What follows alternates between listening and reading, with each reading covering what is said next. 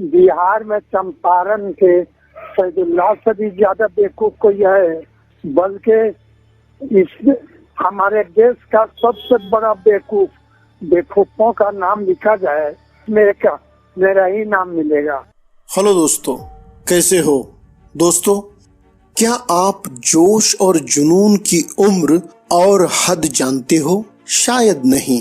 तो आइए आपको ऐसे शख्स से मिलाते हैं जिन्हें देखकर आपको जुनून किस उम्र तक और किस हद तक हावी होता है इस बात का अंदाजा आ जाएगा। दोस्तों, ये है 87 साल के जनाब मोहम्मद सैदुल्लाह भाई। मोहम्मद सैदुल्लाह भाई ने अपने देश की सेवा करने के लिए और आम इंसान की जिंदगी को आसान बनाने के लिए नए नए आविष्कारों के जुनून के चलते अपनी 40 एकड़ पुश्तैनी जमीन, मकान और प्लॉट तक बेच डाला। यही नहीं, उन्होंने अपनी कमाई की एक एक पाई भी अपने आविष्कारों पर खर्च कर डाली। पानी पर चलने वाली साइकिल का आविष्कार करने वाले इस साइंटिस्ट को नेशनल ग्रासरूट इनोवेशन अवार्ड 2005 हासिल है और महामहिम राष्ट्रपति के हाथों पुरस्कार भी मिल चुका है। लेकिन आज ये साइंटिस्ट बड़ी ही बदहाल सी जिंदगी जीने को मजबूर है और खुद को हिंदुस्तान का सबसे बड़ा बेवकूफ मानता है। दोस्तों, वो क्या वजह है जिसके चलते आविष्कारों की खोज में रहने वाला ये साइंटिस्ट खुद को बेवकूफ समझता है?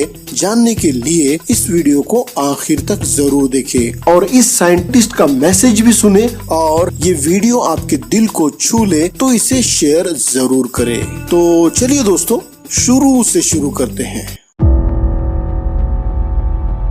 बिहार गजपुरा से 10वीं तक पढ़ाई करने वाले मोहम्मद सैदुल्लाह भाई के आविष्कारों ने उन्हें देश में अलग पहचान दिलाई है। बिहार के बाढ़ प्रभावित इलाकों में लोगों को मदद करने के लिए मोहम्मद सैदुल्लाह भाई ने एम्फीबियस साइकिल का आविष्कार किया है। ये साइकिल जमीन के साथ साथ पानी पर भी चलती है।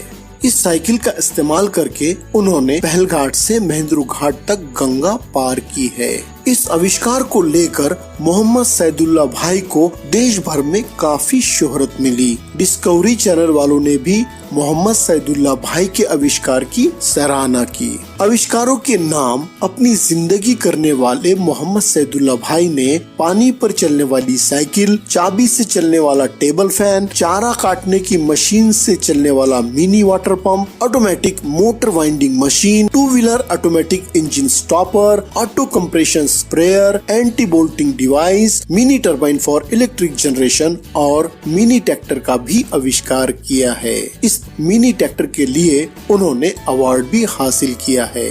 मोहम्मद सैदुल्लाह भाई की शादी 1960 में नूरजहां से हुई। उनके 3 बच्चे हैं, 2 बेटी और 1 बेटा। मोहम्मद सैदुल्लाह भाई अपने बीबी से बेइंतहा मोहब्बत करते हैं और उन्हीं की याद में अपने तमाम आविष्कारों के नाम रखे हैं, जैसे Noor mini water pump, Noor cycle, Noor Rahat और Noor electric power house. Mohammad Saidullah भाई ने सभी आविष्कार आम आदमी की जिंदगी से प्रेरित होकर आम आदमी की जिंदगी को आसान करने के लिए किए हैं। मोहम्मद सैदुल्लाह भाई को देशभक्ति अपने पिता शेख इदरीस से विरासत में हासिल है। उनके पिता एक किसान थे और देश की आजादी के वक्त उनके पिता ने कांग्रेस पार्टी में रहकर देश की सेवा की थी। मोहम्मद सैदुल्लाह भाई अपनी साइकिल से लंबी दूरी बड़ी ही आसानी से नाप लेते थे। कुछ साल पहले वो साइकिल पर चंपारण से भोपाल पहुंच गए।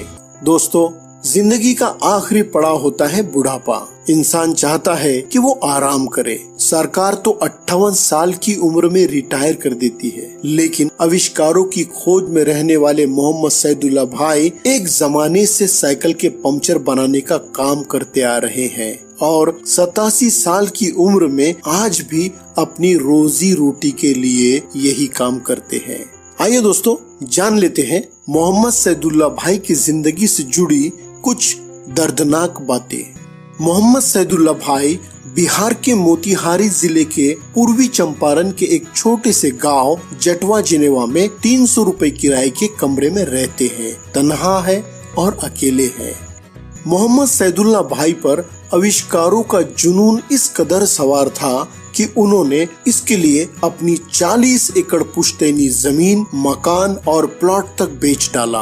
अब उनके पास कुछ नहीं है, इसलिए शायद उनके साथ कोई नहीं है।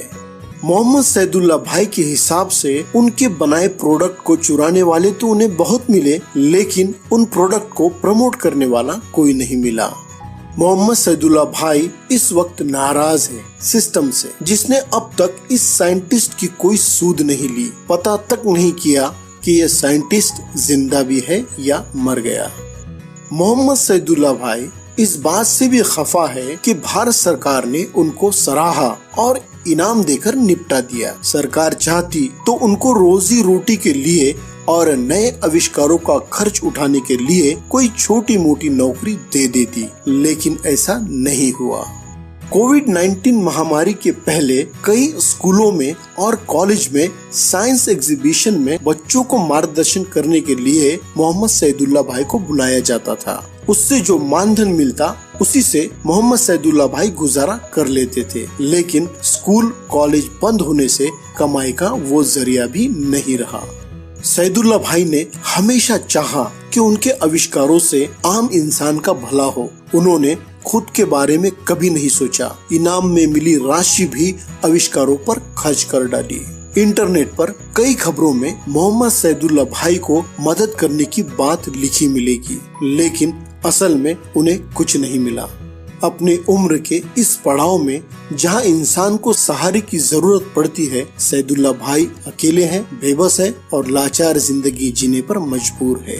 आज बड़े ही बेहाल, नजरअंदाज किए जाने की टीस दिल में लिए अपनी माली हालत पर खुद को कोस रहा ये साइंटिस्ट खुद को हिंदुस्तान का सबसे बड़ा बेवकूफ समझता है। मोहम्मद सैदुल्ला भाई प्रशासन, जनता और अपने कौम के लोगों से काफी हद तक नाउम्मीद हो चुके हैं।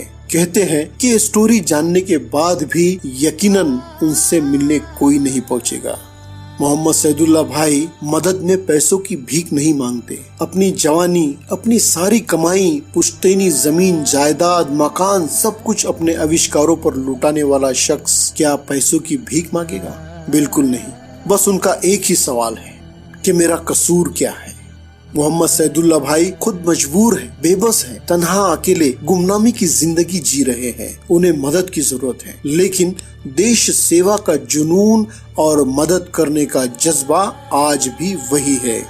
ये पता चलने पर कि मैं एक टीचर हूँ, मोहम्मद सैदुल्ला भाई ने साइंटिस्ट बनने की चाह रखने वाले मेरे कॉलेज के बच्चों को हर तरह का मार्गदर्शन करने और मदद करने की पेशकश कर डाली। ये है जुनून की असल हद और उम्र जब तक जान में जान है।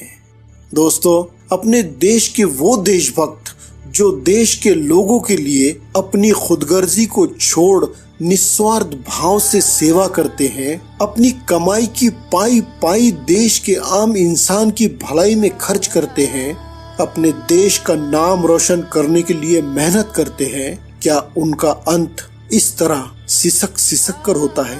क्या वो इस तरह गुमनामी की, बेबसी की मौत मरते हैं? मेरे देश के वो नौजवान जो मोहम्मद सैदुल्ला भाई की राह पर चलते हो, उन्हें हम क्या जवाब देंगे? जोश और जुनून से देश की सेवा का जज्बा रखने वाले साइंटिस्ट मोहम्मद सैदुल्ला भाई के हाल को देखकर क्या सोचेंगे?